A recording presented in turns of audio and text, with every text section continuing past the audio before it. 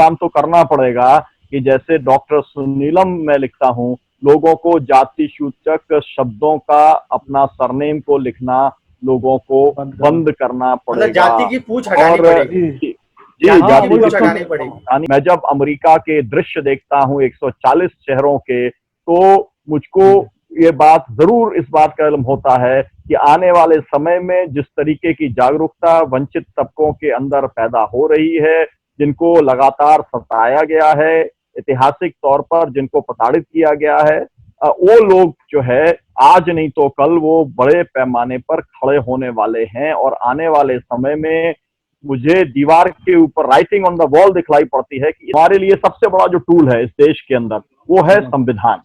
और वो संविधान के कौन साथ है और कौन संविधान के खिलाफ है, इसके आधार पर तय होगा, जाति के आधार पर तय नहीं होगा।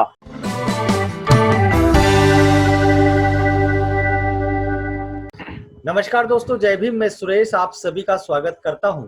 चर्चा करने जा रहे हैं जो कि इस समय भारत में ही नहीं बल्कि पूरे विश्व के अंदर में चर्चा का विषय बना हुआ है। और चर्चा का विषय इसलिए बना हुआ है क्योंकि अमेरिका में, जैसे कि आप जानते हैं कि वैश्विक महामारी कोरोना की चल रही है, उसके चलते लोग अपने घरों में हैं। भारत के अंदर में देख रहे हैं बहुत सारे ऐसे राजनीतिक मामले, बहुत सारी ऐसी घटनाएं घटित हो रही है, लेकिन कहीं ना कहीं लोग सड़कों पे नहीं आ पा रहे हैं। लेकिन अमेरिका में जो कुछ भी हुआ वो शायद आपको बताने की जरूरत नहीं है। एक अश्वेत व्यक्ति की जिस प्रकार से श्वेत पुलिस अधिकारी ने हिरासत में हत्या कर दी, उसके बाद में अमेरिका में लोग सड़कों पे हैं, हिंसक प्रदर्शन भी हो रहे हैं। इसी घटनाक्रम पर हमसे चर्चा करने के लिए जो किसान नेता है और मध्य प्रदेश के मुल्ताई से 2 बार विधायक रह चुके हैं, काफी जो किसान संघर्ष समितियों के वे उसके सदस्य हैं और बहुत सारे ऐसे संगठनों में वो रहकर कार्य करते हैं, समाजवादी विचारधारा के हैं, जिनके बारे में आपने पिछले हमारे वीडियो में आपने देख चुके होंगे। तो हमारे बीच में डॉक्टर सुनीलम जी जो कि पूर्व विधायक हैं, और मेरे पैनलिस्ट में एक और युवा साथी हैं जो कि सामाजिक कार्यकर्ता और राजनीतिक गतिविधियों में काफी सक्रिय रहते हैं, एडवोकेट राकेश माले जी, ये भी हमारे साथ में हैं। तो सबसे पहले डॉक्टर सुनीलम सर, मैं आपका स्वागत करता हूँ। जी धन्यवाद धन्यवाद। अमेरिका में जॉर्ज फ्लॉयड जो कि एक अश्वेत थे, उनकी पुलिस हिरासत में या जो पुलिस कर्मी है, जिस प्रकार से उनकी हत्या की और उसका वीडियो जैसे ही वायरल हुआ, तस्वीरें वायरल हुई, अमेरिका के अंदर में जो घटनाक्रम अभी जो चल रहा है उस पर आप क्या अपनी प्रतिक्रिया देना चाहते हैं, उसे आप किस प्रकार से देखते हैं?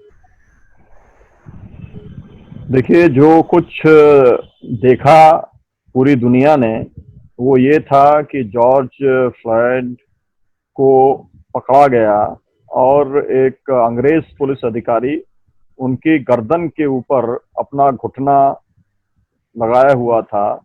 वो कह रहे थे कि जो है मुझे सांस नहीं आ रही है, मैं मर जाऊंगा, लेकिन इसके बाद भी वो जो है गर्दन को दबाकर रखा जब तक कि मौत नहीं हो गई। तो ये एक जघन्य अपराध है और अक्षम्य अपराध है। इस तरीके का अपराध अमेरिका के अंदर नया नहीं है। उसी राज्य के अंदर, जिस राज्य में ये घटना अमेरिका में घटी है, ऐसी 450 मौतें अश्वेत लोगों की हो चुकी हैं। इसी तरीके से गोरे पुलिस के अफसरों द्वारा गर्दन को कुचल करके, दबा करके। अब उसकी जो रिपोर्ट आई है वो रिपोर्ट कहती है कि वो होमोसाइड है। मतलब ये है कि मामले को पहले 3rd डिग्री हत्या बताया गया, मर्डर बताया गया, अब उसको रफा दफा करने की कोशिश भी चल रही है। अब यहाँ पर बहुत महत्वपूर्ण सवाल यह है कि आज 7वां दिन है इस घटना के और 7 दिन से पूरा अमेरिका जल रहा है। 140 शहरों के अंदर लोग सड़क पर उतरे हुए हैं। जो जघन्य अपराध हुआ है इसके खिलाफ में वे संघर्ष करने का काम कर रहे हैं। उनका एक ही कहना है कि ये रंगभेद है, ये नस्लवाद है, ये संस्थागत हत्या है और इस तरीके की हत्या अमेरिका को और अमेरिका के समाज को मंजूर नहीं है। इसमें आपने देखा कि कहां तक स्थिति पहुंची है कि जो वहां का राष्ट्रपति ट्रंप है आपने देखा कि उसने धमकी दी है कि अगर आंदोलनकारी नहीं माने जी। तो वो सेना को बुलाने का काम करेंगे। नेशनल गार्ड्स को बुलाने का उन्होंने जो अपील किया, उसके अंदर नेशनल गार्ड्स के कई लोगों ने ये कह दिया कि हम समाज के अंदर रहने वाले लोग हैं, हम इस पचड़े के अंदर नहीं पड़ेंगे। और कई गवर्नर्स ने वहां पर ये कह दिया कि हम फौज को अपने राज्य के अंदर किसी भी तरीके की कार्रवाई करने की हम इजाजत नहीं देंगे। तो एक जबरदस्त क्राइसिस अमेरिका के अंदर पैदा हुई दिखलाई पड़ती है। और उसका जो जो एक रूट्स हैं वो बहुत पुरानी है, ऐतिहासिक है। वहाँ का अमेरिका के अंदर समाज में जो है रंग भेद है, लगातार चल रहा है। मार्टिन लूथर किंग जो है उन्होंने उसको चुनौती दी थी। 55 के अंदर बहुत बड़ा आंदोलन चला, लेकिन आपको मालूम है कि उनका जो एक भाषण था, आई हैव ए ड्रीम करके, उनका बहुत फेमस भाषण है।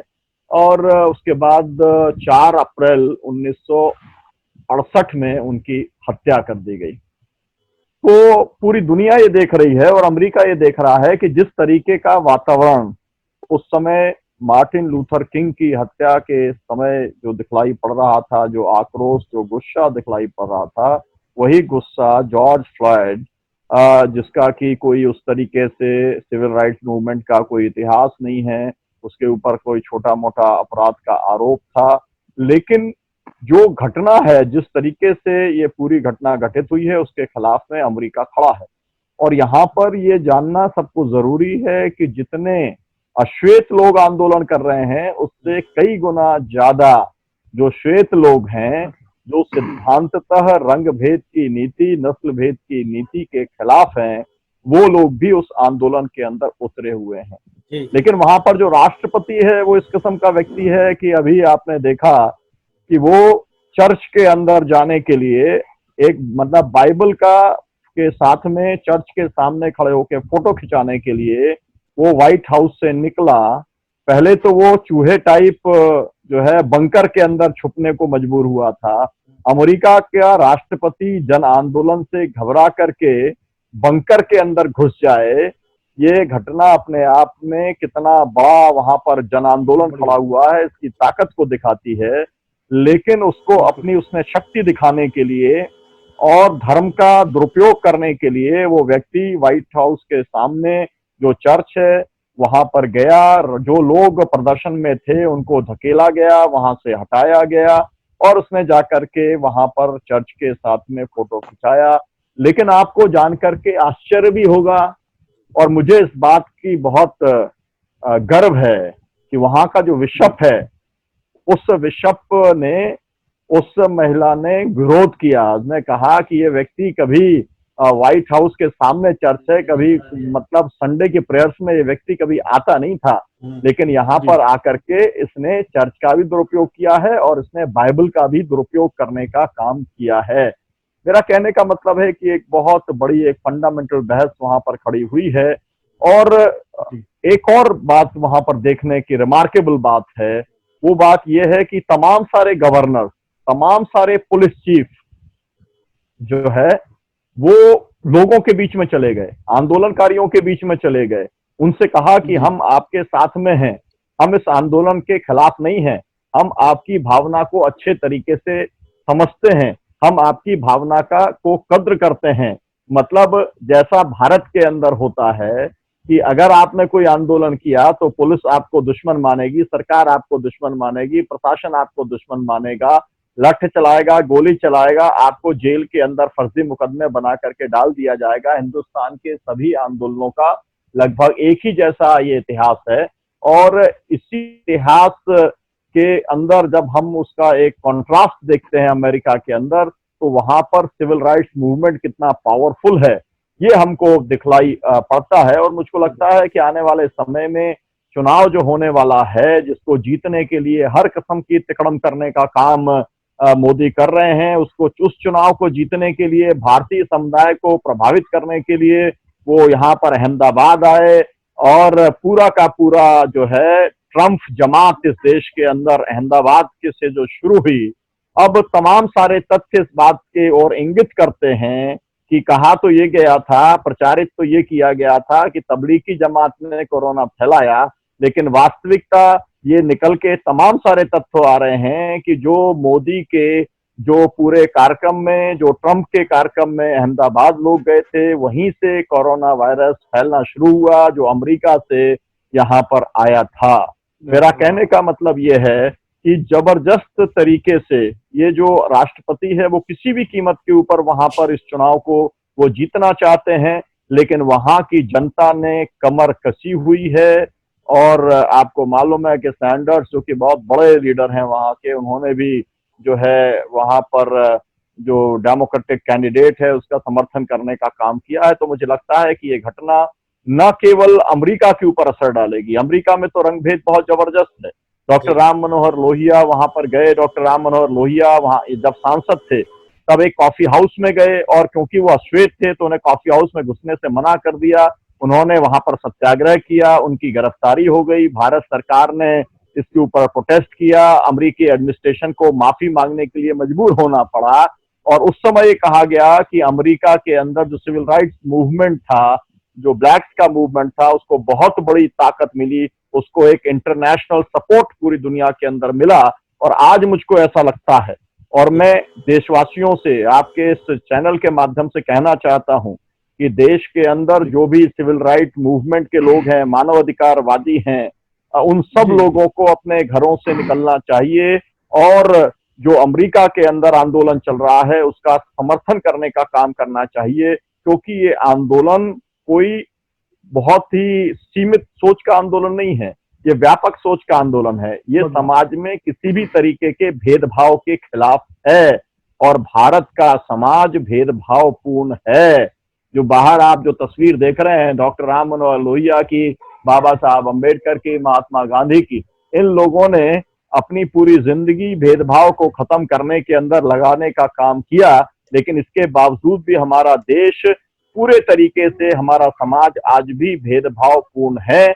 और मैं जब वहां पर देखता हूं, वहां पर जो रंग भेद के खिलाफ में मैं आंदोलन देखता हूं, तो मुझे कोई ये आश्चर्य होता है, भारत के अंदर 5 लोगों की रोज मौत होती है पुलिस हिरासत के अंदर। वहीं पे आऊंगा कुल मिलाकर के जी जी सुनील सर, मैं आ रहा हूँ वहां पे, लेकिन उसके पहले मैं आपसे ये जानना चाहता हूँ, अमेरिका की जो सरकार है उसको अभी क्या करना चाहिए इस स्थिति में, क्योंकि आपने बहुत सारे अगर निष्पक्ष भाव से कहूँ तो आपको मैं कहूंगा कि आपने आरोप लगाया अमेरिका की सरकार पर, और मुझे कहीं ना कहीं ये भी नजर आ रहा है कि डोनाल्ड ट्रंप ने जो ट्वीट किया है ट्विटर के माध्यम से, तो ट्विटर ने उस ट्वीट को डिलीट कर दिया और ट्विटर ने ये कहा कि ये ट्वीट जो है भड़काऊ है।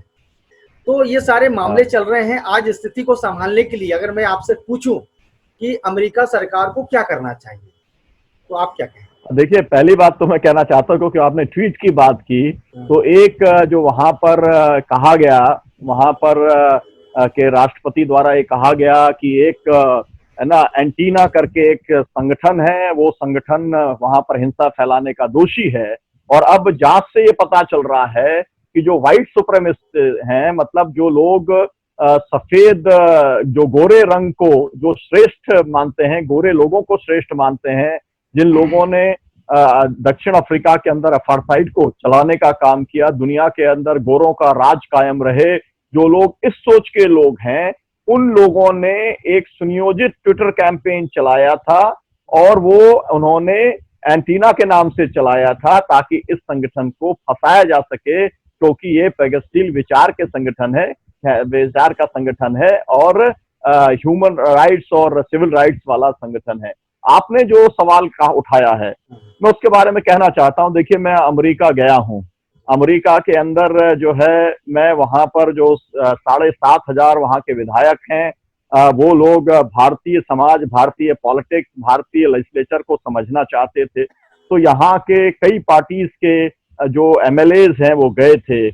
ये जो देवेंद्र फडणवीस हैं, जो अभी जो चीफ मिनिस्टर थे, ये भी हम लोग साथ में ही वहां पर गए थे। तमाम राज्यों के तमाम सारे मंत्री और जो विधायक हैं, वो भी हम लोग साथ में गए थे। 15 दिन थे, अमेरिका के लेजिस्लेचर्स की ट्रेनिंग देने का काम मतलब ओरिएंटेशन देने का काम हम लोगों ने किया था, और उस समय भी ये सवाल वहां पर उभरा था।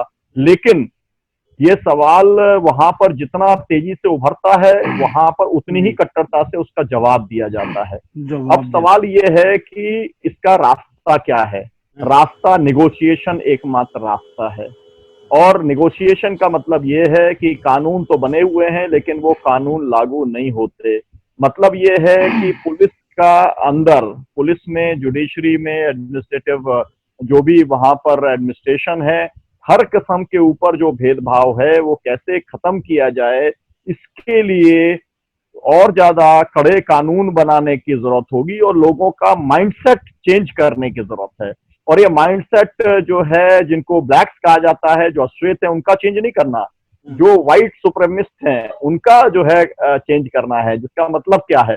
उसका मतलब मैं कहना चाहता हूं कि जैसे भारत के संदर्भ में अगर आपको जो दलितों पे अत्याचार है वो खत्म करना है, तो आपको दलितों का दिमाग नहीं बदलना है। जो अत्याचार करने वाले जो सवर्ण लोग हैं, वो उन लोगों का दिमाग बदलना है। महिलाओं के ऊपर अत्याचार करने वाले जो पुरुष प्रधान समाज के सोच वाले जो लोग हैं, उनका दिमाग बदलना है। तो इसलिए डॉक्टर साहब, वहां मैं पर जो बात चल रही ये है, पूछ रहा था। जी जी, मैं पूछा था कि रंग भेद और जाति भेद में क्या समानता भारत, जब वहाँ पे अमेरिका में रंग भेद है और अपने यहाँ जातिवाद, इसमें क्या समानता है, क्या किससे देखते हैं हम? देखिए, जो बात कहा था डॉक्टर राम मनोहर लोहिया ने, कहा था कि अमेरिका के समाज में जिस तरीके से रंग भेद है, उसी तरीके का जो है जाति भेद है भारत के समाज के अंदर। मतलब आदमी धर्म बदल सकता है लेकिन जाति नहीं बदल सकता, और जाति के नाम पर उसकी प्रताड़ना लगातार होती रही है, आज भी चल रही है।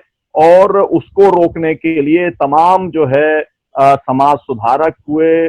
अगर आप चाहे नानक जी को ले, रैदास जी को ले, आप साहू जी महाराज को आप लें, आप सावित्रीबाई फुले को लें, ज्योतिबा फुले को आप लें, बाबा साहब अम्बेडकर को लें, डॉक्टर लोहिया को लें, कबीर जी को लें, रैदास जी को, मतलब इस तरीके के तमाम समाज सुधारक हुए जिन्होंने इस तरीके के भेदभाव को खत्म करने की कोशिश की।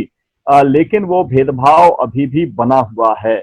लेकिन सबसे ज्यादा आश्चर्यजनक और दुखद बात यह है कि यहाँ पर अगर 1500 मौतें पुलिस हिरासत में होती हैं, तो यहाँ पर कभी आंदोलन, आपने केवल सिविल राइट्स मूवमेंट वाले कोई आंदोलन करते हैं, लेकिन मास मूवमेंट होते हुए आपने नहीं देखा। जाति के ऊपर, मतलब यहाँ पर आप सोचिए कितने बड़े बड़े कांड हो गए। जाति के आधार पर आपको लक्ष्मणपुर बाथे हो गया, बथानी टोला हो गया, ऊना हो गया। और मैं तो ये कहूंगा कि ये जो पूरा सीए, एनआरसी और ये जो एनपीआर वाला जो पूरा का पूरा आंदोलन है, ये भी एक डिस्क्रिमिनेटरी जो पूरी की पूरी प्रोसेस सरकार ने थोपने की का काम किया, उसके खिलाफ ही ये पूरा है। लेकिन लोग जो है मैदान में उतरने को तैयार नहीं होते।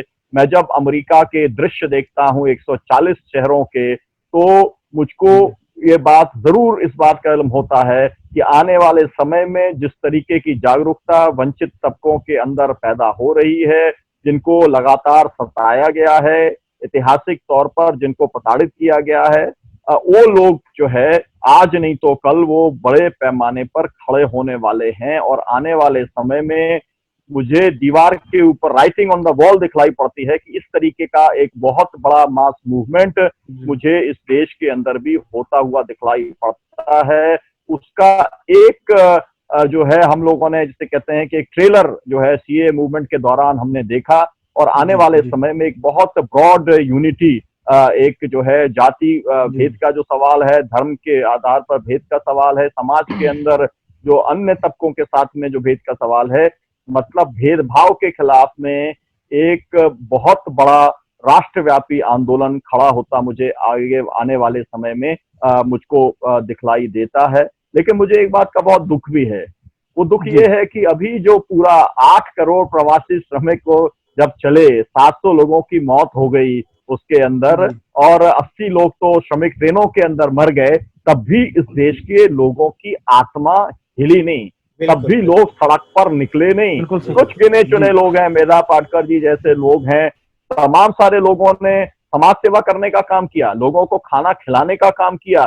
लेकिन जो बहुत बड़े बड़े, जो मैं तो कहना चाहता हूं, जो एमएलएज हैं, जो एमपी हैं, जो जनप्रतिनिधि हैं, या जो ट्रेड यूनियन के लोग हैं, जो तमाम किस्म के जो समाज के अंदर काम करने वाले लोग हैं, अगर जी वो इन माइग्रेंट वर्कर्स के साथ में, जो कि मूल तौर पर कौन लोग हैं, इसके अंदर ज्यादातर लोग वो हैं जो गांव के अंदर सताए हुए लोग हैं, वो जातिवाद से प्रताड़ित लोग हैं, जो गांव को छोड़ करके शहरों के अंदर जाते हैं ताकि उनको मान सम्मान का जीवन मिल पाएगा।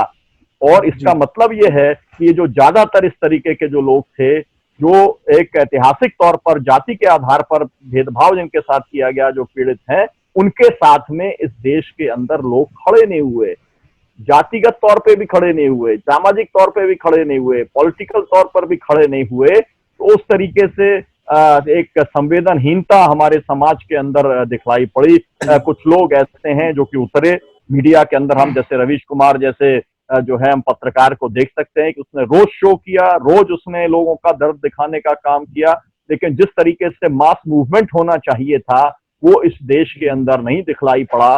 लेकिन संभावनाएं बनी हुई हैं, और जैसे आपने देखा था कि अचानक एक भ्रष्टाचार के मुद्दे पर एक अन्ना हजारे निकला और पूरा देश खड़ा हो गया था, तो आने वाले समय में उस तरीके का एक बड़ा व्यापक आंदोलन जाति भेद के खिलाफ में कोई भी उसका एक कारण बन सकता है, उसका एक कोई भी इंस्ट्रूमेंट उसका कोई भी बन सकता है। आने वाले समय में इस तरीके का आंदोलन मुझे इस देश के अंदर होता हुआ दिखलाई पड़ता है। उसके लिए जी जो लोग हैं उन्हें कैटलिसिस का काम करने का काम करना है, जो भारत के संविधान में विश्वास रखने वाले लोग हैं, जो सामाजिक न्याय में विश्वास रखने वाले लोग हैं, जो डॉक्टर लोहिया, बाबा साहब अम्बेडकर, गांधी जी और सब इस पूरी धारा में विश्वास रखने वाले लोग हैं, उनको लोगों को जागरूक करने का काम करना है, संगठित करने का काम करना है। बाबा साहब ने जो कहा था, आप शिक्षित बनो, संगठित बनो, संघर्ष करो, वही एक मूल मंत्र है। वही प्रयास मार्टिन लूथर किंग ने किया था अमेरिका के अंदर, वही प्रयास हमें इस देश के अंदर जाति भेद को समाप्त करने के लिए करने की जरूरत है। और ऐसा समय जल्दी ही आएगा, हम लोगों के जीवन काल के अंदर आएगा, इसका मुझे पक्का भरोसा है। डॉक्टर साहब, मैं आपसे ये जानना चाह रहा हूँ, आपने तो बताया, उस बात को बताने का प्रयास किया, लेकिन जो अमेरिका में जो श्वेत लोग निकले हैं बड़ी संख्या में, बहुसंख्यक तो मुझे श्वेत दिख रहे हैं एक अश्वेत को न्याय दिलाने के लिए, भारत के अंदर में ऐसा आपकी नजर में, आपने अभी तक आपकी जो उम्र हुई है उस उम्र में कभी आपने देखा है कि किसी दलित के ऊपर यदि अत्याचार होता है तो आपने देखा कि इतनी संख्या में, कुछ इक्का दुक्के नाम हैं, बहुत सारे ऐसे नाम हैं जो निकलते हैं, आवाज उठाते हैं, लेकिन इतनी तादाद में कभी सड़कों पर उतरे हैं हमारे जो तथाकथित सवर्ण वर्ग के लोग? बिल्कुल उतरते हैं, लगातार उतरते हैं। आप ये देख रहे हैं मतलब जो पीछे ही आप जो है डॉक्टर राम मनोहर लोहिया और जो गांधी जी हैं, ये तो वैश्य परिवार के अंदर जन्मे थे। और आज जो पूरे देश के अंदर जो चाहे ऊना का कांड हुआ हो, तो ऊना के कांड के अंदर जो पूरे देश के अंदर जो एक मूवमेंट खड़ा हुआ था ऊना के खिलाफ में, वो केवल अकेला दलित मूवमेंट नहीं था, उसके अंदर बहुत बड़े पैमाने पर दूसरी जातियों के लोग भी उसके अंदर थे। अभी जो है, कल मैं आपसे कहना चाहता हूं, कल पूरे देश के अंदर ये जो सीए एनआरसी वाले जो आंदोलन चल रहा था, जामिया वाला आंदोलन चल रहा था, जो चल रहा था जेएनयू का, उन सब लोगों को, उनकी लीडरशिप को गिरफ्तार करने का काम कर रहे हैं। मैं आपसे कहूंगा कि आप कल के मूवमेंट को आप सोशल मीडिया के ऊपर देखिएगा, और उसके अंदर आप जब देखेंगे तो आप पाएंगे कि जितनी संख्या में उसमें दलित लोग हैं या जो आपको माइनॉरिटीज के लोग हैं, उसी संख्या में, उससे या ज्यादा संख्या के अंदर आपको सवर्ण भी दिखलाई पड़ेगा। और पूरी लीडरशिप इस बात का गवाह है। मैं तो जिस आंदोलन से मैं आया हूं, समाजवादी आंदोलन से आया हूं, उसके अंदर मैं आपको कह सकता हूं, चाहे वो डॉक्टर लोहिया हो, चाहे वो जेपी हो, चाहे वो जो है कमला देवी चट्टोपाध्याय हो, चाहे सत्यवती हो, चाहे जो भी लीडर रहे हो समाजवादी मूवमेंट के, एसएम जोशी हो, या आज भी जो पूरे सोशलिस्ट मूवमेंट के, लेफ्ट के मूवमेंट के जो लीडर्स हैं, उसके अंदर बहुत बड़े पैमाने पर जो है वो अपर कास्ट की लीडरशिप भी है। लेकिन वो लोग लड़ रहे हैं, इसलिए जाति के आधार पर ये लड़ाई ना तो लड़ी जा सकती है और ना जीती जा सकती है। ये बात बहुत स्पष्ट तौर पर होनी चाहिए। अमेरिका ने इस बात को साबित किया है कि वहां पर एक अश्वेत के साथ में बहुत बड़े पैमाने पर जो सिविल राइट्स के अंदर भरोसा, मतलब जो डिवीजन है वो जो है ब्लैक एंड व्हाइट के आधार पर अमेरिका में जो है वो डिवीजन नहीं है। वो वहां पर वो लोग जो मानते हैं कि समाज में सबको बराबरी का अधिकार है और जो समाज वहां पर चलेगा वो कॉन्स्टिट्यूशन के हिसाब से चलेगा, वो रूल ऑफ लॉ के हिसाब से चलेगा। एक तरफ वो लोग हैं और दूसरी तरफ वो लोग हैं कि व्हाइट सुप्रीमेसी से ये देश चलेगा। नहीं, इसी तरीके से देश के अंदर भी यही बंटवारा है। सुनीलम सर, मैं आपकी बात का बिल्कुल एक्सेप्ट कर रहा हूं कि पूर्व में भी काफी लोगों ने काम किए हैं सोशल जस्टिस के लिए, लेकिन आप नाम जो बता रहे हैं वो नाम सबको मालूम है। लेकिन मैं ये आपसे ये कहना चाह रहा हूँ, जिस प्रकार से अमेरिका में आप देखो, जहां देखो वहां जो तस्वीरों में श्वेत लोग नजर आ रहे हैं अश्वेत के न्याय के लिए, भारत के अंदर में मैं आपको बता सकता हूँ, आपने भी बताया, एक नाम बता सकते हैं आप, लेफ्ट के लोग या सोशलिस्ट लोग, लेकिन उतनी तादाद में आम जन कभी हमें नजर नहीं आ सकते। देखिए, ये जो पूरा आंदोलन चला, मैं आपसे कहना, मंडल को लेकर के आप याद करिए, मंडल का जो पूरा आंदोलन चला उसकी लीडरशिप किसके पास में थी? उसका लीडरशिप तो वीपी सिंह के हाथ में थी। और जब मंडल के ऊपर, जब आपको, मुझे मालूम है कि जब मंडल कमीशन का बात चल रहा था, इसी मध्य प्रदेश के अंदर वीपी सिंह जी आए थे, भोपाल में जब आए थे तब भी उनके ऊपर हमला हुआ था, मैं वहां पर था। और मेरे आयोजन के अंदर रायपुर के अंदर आए थे, तब उनको लाठी और पत्थरों से उनके ऊपर हमला किया गया था। लेकिन जो मैदान में खड़े हुए थे मुकाबला करने के लिए, मंडल विरोधियों का मुकाबला करने के लिए केवल पिछड़े वर्ग के लोग खड़े हुए नहीं थे, बहुत बड़े पैमाने पर जो लोग सामाजिक न्याय में भरोसा करते थे, सवर्ण जातियों के थे, वो लोग भी खड़े हुए थे। तो मुझे ये लगता है कि हमारे को सिद्धांत के आधार पर, हमारे लिए सबसे बड़ा जो टूल है इस देश के अंदर वो है संविधान, और वो संविधान के कौन साथ है और कौन संविधान के खिलाफ है, इसके आधार पर तय होगा, जाति के आधार पर तय नहीं होगा। क्योंकि अगर हम जाति के आधार पर तय करेंगे तो ये जातिगत संघर्ष हो जाएगा, और जातिगत अगर संघर्ष हो जाएगा तो उसके अंदर आपको मालूम है कि जो सबल जिन्हें जातियां कहा जाता है, सवर्ण जातियां क्या कहा जाता है, उनके पास में ज्यादा सत्ता है, पावर है, पैसा है, न्यायपालिका भी उनके पास में खड़ी है, एडमिनिस्ट्रेशन खड़ा है, पुलिस खड़ा है। इसीलिए आप क्या देखते हैं, इसीलिए आप ये देखते हैं कि आखिरकार दलित के साथ में जब कुछ होता है तो पुलिस मौन खड़ी रहती है कि नहीं खड़ी रहती? क्यों खड़ी रहती है? क्योंकि उसका चरित्र है, वो उसका चरित्र इस किस्म का चरित्र है। तो ये हमको अपना पूरा एडमिनिस्ट्रेटिव और पुलिस और जो पावर स्ट्रक्चर है हम लोगों का, उसको हम लोगों को बदलने की जरूरत है। और इसीलिए मूल सवाल, पिछली बार भी आपके शो में जब मैं आया था तब मैंने कहा था, मूल सवाल जाति तोड़ो का सवाल है, जिसे डॉक्टर लोहिया ने जाति तोड़ो आंदोलन के तौर पर चलाया या पिछड़ा पावा 100 में 60 के तौर पर चलाया, और बाबा साहब अम्बेडकर ने एनिहिलेशन ऑफ कास्ट की जो बात की कि जाति का समूल नष्ट होना जरूरी है। ये जाति का अगर, जिसे मनुवादी ढांचा कहते हैं, अगर वो कायम रहेगा, जिसे कायम करने की कोशिश हो रही है। मैं तो आपसे कहना चाहता हूं, मैं देख रहा हूं लॉकडाउन में क्या हो रहा है। लॉकडाउन के अंदर पूरा मीडिया केवल रामायण दिखा रहा है, केवल जो है वो दिखा रहा है, पूरे तरीके से महाभारत दिखा रहा है, कृष्ण जी के, शंकर जी के, जितने किस्म के धार्मिक जो वो हैं, मतलब वो सब भारत के लोगों को मतलब अपनी संस्कृति के बारे में, अपने धर्म के बारे में जानना चाहिए, जानने का उनका अधिकार है। लेकिन ये सुनियोजित तौर पर किया जा रहा है। ये एक किस्म के लोगों को एक जो है उनके दिमाग के अंदर है ना, जो है धर्म का इस तरीके का डाला जा रहा है कि जो भी कोई बात अगर करेगा तो उसे अधार्मिक बता करके, उसे धर्म विरोधी बता करके कुचलने का काम किया जाएगा। तो ये बहुत बड़ा षड्यंत्र यहाँ पर चल रहा है। उसके अंदर भारत का जो कॉरपोरेट, जो गोदी मीडिया है, वो भी उसका वाहक बनने का काम कर रहा है, और उसके खिलाफ में यहाँ के जो धर्मगुरु हैं उनको भी खुल करके बोलना चाहिए। और मैं तो चाहता हूँ कि इस देश के अंदर, पूरे देश के अंदर लोगों को खुल करके रंग भेद के खिलाफ में भी आना चाहिए, धर्म गुरुओं को, क्योंकि कोई भी धर्म वो जाति भेद की इजाजत नहीं देता, और वो अगर इजाजत देता है तो उसको ये धर्म माना ही नहीं जा सकता। तमाम सारे उल्लेख चीजों का कुछ किया जा सकता है कि कुछ वेद के अंदर कुछ जो है हम लोग कुछ वाक्यों को लगातार रिपीट करने का काम करते हैं, लेकिन वो धर्म नहीं है। धर्म का एसेंस जो है वो मानवता है, वो इंसानियत है, मानवता है। वो भेदभाव हो ही नहीं सकता। दुनिया का कोई भी धर्म भेदभाव के आधार पर टिक ही नहीं सकता।